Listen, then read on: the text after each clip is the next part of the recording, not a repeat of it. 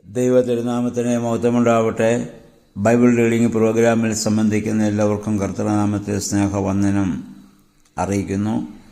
ഇന്ന് അപ്പോസ്തല പ്രവൃത്തികൾ 27-ാം അധ്യായമാണല്ലോ നമ്മൾ വായിച്ച് ധ്യാനിക്കുന്നത്. അപ്പോസ്തലനായ പൗലോസ്ലീഹായുടെ റോമയിലേക്കുള്ള യാത്രയാണ്. ഈ യാത്രയിൽ ഇത് സമുദ്രയാത്രയും കപ്പൽ അപകടവുമാണ് ഈ അധ്യായത്തിൽ നമ്മൾ കാണുന്നത്. ഇത് വളരെ വിശദമായി ഈ സംഭവത്തെക്കുറിച്ച് ഇവിടെ വായിക്കാൻ സാധിക്കുന്നുണ്ട്. അത് എഴുതിയത് ലൂക്കോസ് സുവിശേഷകനാണെന്ന് നമുക്കറിയാം. അദ്ദേഹം പൗലോസിനോടൊപ്പം ഈ യാത്രയിലുണ്ടായിരുന്നതുകൊണ്ട് അദ്ദേഹം ഒരു ചരിത്രകാരൻ കൂടിയായിരുന്നു. അതുകൊണ്ട് വിശദമായി ഓരോ സംഭവങ്ങളും ഇവിടെ എഴുതിയിരിക്കുന്നത് നമുക്ക് വ്യക്തമായി കാണാൻ സാധിക്കുന്നുണ്ട്. പൗലോസ് സീസറിനോട് അഭയം ചോദിച്ചതുകൊണ്ട് ഇതിനു മുൻപുണ്ടായിരുന്ന ന്യായാധിപന്മാർ അദ്ദേഹത്തെ ശിക്ഷിക്കാതെ ആ സീസറിൻ്റെ അടുത്തേക്ക് പോകുവാനുള്ള ക്രമീകരണമാണ് ഇവിടെ ചെയ്തിരിക്കുന്നത്. അപ്പം അദ്ദേഹത്തോടൊപ്പം മറ്റ് ചില തടവുകാർ കൂടി ഉണ്ടായിരുന്നു. അതിനുവേണ്ടിയാണ് ഈ കപ്പൽ യാത്ര നടത്തി യൂലിയോസ് എന്ന് പറയുന്ന ഒരു ശതാധിപനെ ആയിരുന്നു ഇവരുടെ കൂടെ ഇവരെയും കൊണ്ട് പോകുന്നത്. അദ്ദേഹം സെബാസ്ത്യ സൈന്യവിഭാഗത്തിൻ്റെ തലവനായിരുന്നുവെന്നും മറ്റ് ചില ട്രാൻസ്ലേഷനുകളിൽ അഗസ്തൂസ് പട്ടാള വിഭാഗമെന്നും അദ്ദേഹത്തിൻ്റെ ശതാധിപനാണെന്നും വ്യത്യാസമുണ്ടെന്ന് മാത്രം. ആ ആളെക്കുറിച്ച് കൂടുതൽ വിവരണങ്ങൾ നമുക്ക് ലഭ്യമായിട്ടില്ല. അക്കാലങ്ങളിൽ ഈജിപ്തിൽ നിന്നുള്ളതായ ഗോതമ്പ് ഇറ്റലിയിൽ ആവശ്യമായിരുന്നതിനാൽ റോമും അലക്സാന്ദ്രിയയുമായി കപ്പൽ ഗതാഗതം സാധാരണമായിരുന്നു. അങ്ങനെയുള്ള ഒരു കപ്പൽ കയറിയാണ് ഇവർ റോമയിലേക്ക് ഇപ്പോൾ പോകുന്നത്. അവിടെ യഹൂദന്മാരുടെ ഉപവാസകാലത്തെക്കുറിച്ച് പറയുന്നുണ്ട്. അത് കഴിഞ്ഞിരുന്നുവെന്ന്. ഈ ഉപവാസകാലം സഭാചരിത്രമനുസരിച്ച് സെപ്റ്റംബർ 14 മുതൽ നവംബർ മാസം 11 വരെ ആയിരുന്നു. ആ വഴി പോകുമ്പോൾ കപ്പൽ നാശത്തെക്കുറിച്ച് വിശുദ്ധ പൗലോസ് അവർക്കൊരു മുന്നറിയിപ്പ് കൊടുത്തു. അദ്ദേഹത്തിനൊരു വെളിപാട് ഉണ്ടായതാവാം. അദ്ദേഹം പറഞ്ഞു, എനിക്ക് അങ്ങനെ ഒരു അറിയിപ്പ് ലഭിച്ചിരിക്കുന്നു ദൈവത്തിൽ നിന്ന്. പക്ഷേ പൗലോസിൻ്റെ വാക്കുകളേക്കാൾ പ്രാധാന്യം സമുദ്രയാത്രാ വിദഗ്ധരുടെ വാക്കുകൾക്കാണ് അപ്പോൾ ലഭിച്ചത്. സ്വാഭാവികമായിട്ട് അങ്ങനെ മാത്രമേ അത് ലഭിക്കുകയുള്ളല്ലോ. ഇവിടെ ദൈവദാസനായ പൗലോസിൻ്റെ വാക്കുകളെ അവർ അവഗണിച്ചു. കാരണം അവരുടെ മുൻപാകെ പൗലോസ് ഒരു കുറ്റക്കാരനാണ്. സീസറിൻ്റെ അടുക്കൽ വിസ്താരത്തിനു വേണ്ടി അദ്ദേഹത്തെ കൊണ്ടുപോകുന്ന ഒരു വ്യക്തി മാത്രമാണ്. അതിനുശേഷം നമ്മൾ കാണുന്ന ഏകദേശം 14 ദിവസത്തെ കടൽക്ഷോഭമാണ് ഇവർ നേരിടേണ്ടി വരുന്നത്. ഈ കപ്പലിൽ 276 പേരുണ്ടായിരുന്നുവെന്നും നമ്മൾ പിന്നീട് വായിക്കുന്നുണ്ട്. ദൈവത്തിൽ ആശ്രയിക്കുന്നവർക്ക് ദൈവം തൻ്റെ മാലാഖമാർ വഴിയായി മുന്നറിയിപ്പും സംരക്ഷണവും നൽകുമെന്നുള്ളതിന് ബൈബിളിൽ ധാരാളം ഉദാഹരണങ്ങളുണ്ട്. പുതിയ നിയമത്തിലും നമുക്കിത് കാണാൻ സാധിക്കും. വിശുദ്ധ പൗലോസിന് തന്നെ അപ്പോസ്തല പ്രവൃത്തികൾ 18-9, 22-18, 23-11 ഇവിടെയൊക്കെ ദൈവം മാലാഖമാരൊക്കെ പ്രത്യക്ഷപ്പെട്ട് മുന്നറിയിപ്പ് കൊടുക്കുന്നതായി നമുക്ക് കാണാൻ സാധിക്കുന്നുണ്ട്. ദൈവത്താൽ വിളിക്കപ്പെട്ട് തിരഞ്ഞെടുക്കപ്പെട്ട് അയക്കപ്പെടുന്ന വ്യക്തികളുടെ ജീവിതത്തിൻ്റെ ചില പ്രതിസന്ധി ഘട്ടങ്ങളിൽ അവർക്ക് പലപ്പോഴും ഇങ്ങനെ വെളിപാടുകളും ഇൻഡ്യൂഷൻസ് ഒക്കെ ലഭിക്കുക സ്വാഭാവികമാണ്. അത് വെറുതെ അങ്ങ് ലഭിക്കുന്നതല്ല. പ്രാർത്ഥനാനുഭവത്തിലൊക്കെ ആയിരിക്കുമ്പോൾ മാത്രം അവർക്ക് ലഭിക്കുന്നതായ ചില വെളിപാടുകളാണ്. അതാണ് പൗലോസ്ലീഹ ഇവിടെ പറഞ്ഞത്.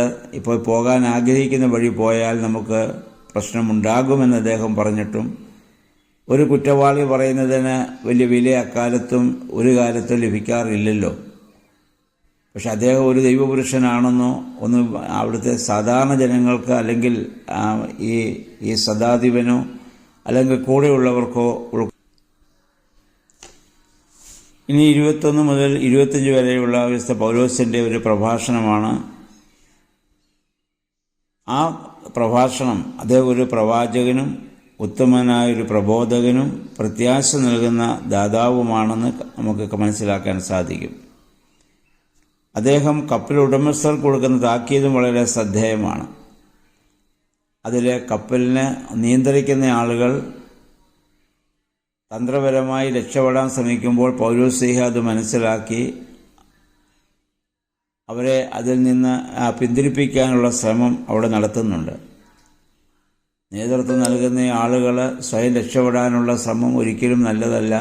കൂടെയുള്ളവരുടെയൊക്കെ നാശത്തിനത് കാരണമായിട്ട് തീരും.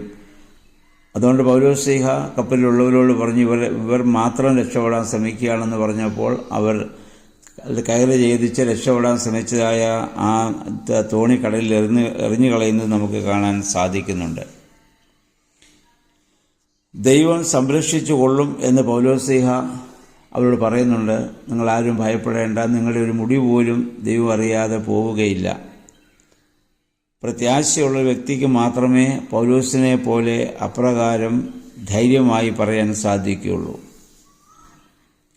നമുക്കറിയാം, ഈ കപ്പലിൽ ഒരു ദൈവത്തിൻ്റെ പുത്രൻ അല്ലെങ്കിൽ ഒരു ദൈവദാസനായ പൗലോസ് ഉണ്ടായിരുന്നതിനാലാണ് എല്ലാവരും ഇതിൽ നിന്ന് രക്ഷപ്പെടുന്നത് നമുക്ക് മനസ്സിലാക്കാൻ സാധിക്കുന്നുണ്ട്.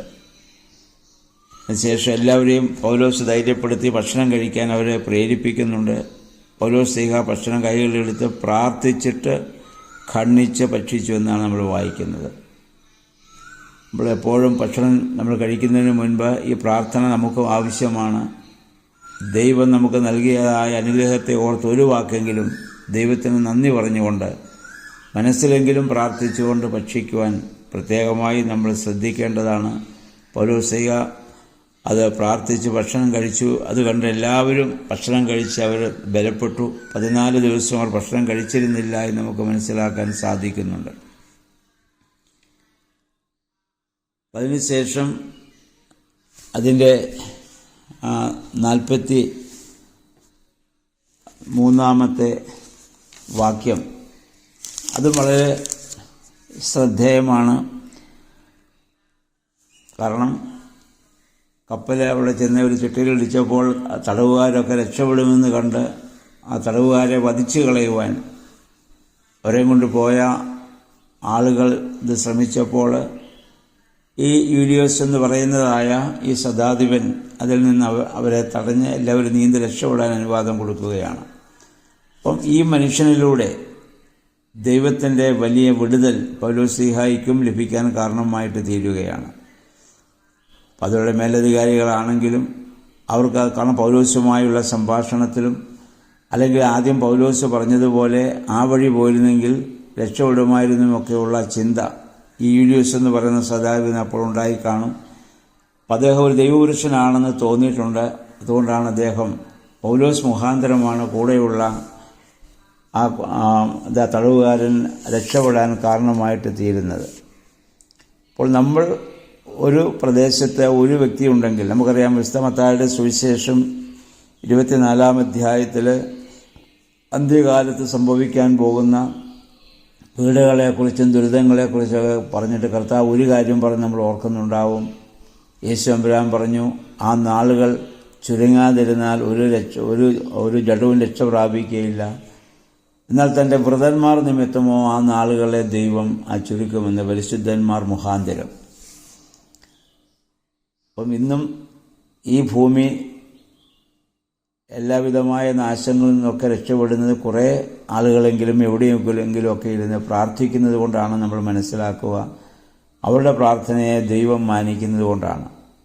ഇവിടെ പൗലോസ്ലീഹ എന്നൊരു വ്യക്തി ഈ കപ്പലിലുണ്ടായിരുന്നത് കൊണ്ടാണ് 14 ദിവസം ശക്തമായ കൊടുങ്കാറ്റിൽ ഏർപ്പെട്ടിട്ടും ഈ കപ്പൽ നശിക്കാതെ അതിനോട് അദ്ദേഹത്തോടൊപ്പം യാത്ര ചെയ്ത കുറ്റവാളികൾ ഉൾപ്പെടെ 276 പേരെ അത്ഭുതകരമായി വിടുതൽ പ്രാപിക്കാൻ കാരണമായിട്ട് തീർന്നത്. കപ്പൽ നശിച്ചിട്ടും അവരെല്ലാവരും രക്ഷപ്പെടുന്ന ഒരു സാഹചര്യം ഉണ്ടായതായി നമ്മൾ കാണുന്നുണ്ട്.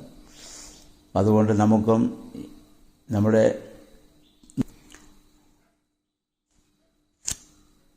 നാം വസിക്കുന്ന സമൂഹത്തിന് വേണ്ടി സഭയ്ക്ക് വേണ്ടിയൊക്കെയും പ്രാർത്ഥിക്കുവാൻ നമുക്കിടയായിട്ട് തീരട്ടെ. ദൈവത്തിൻ്റെ പരിശുദ്ധാത്മാവ് അതിന് നമ്മെ ശക്തീകരിക്കട്ടെ എല്ലാവർക്കും നല്ല ഒരു ശുഭദിനം ആശംസിക്കുന്നു. ദൈവനാമം മാത്രം മഹത്വപ്പെടുമാറാകട്ടെ.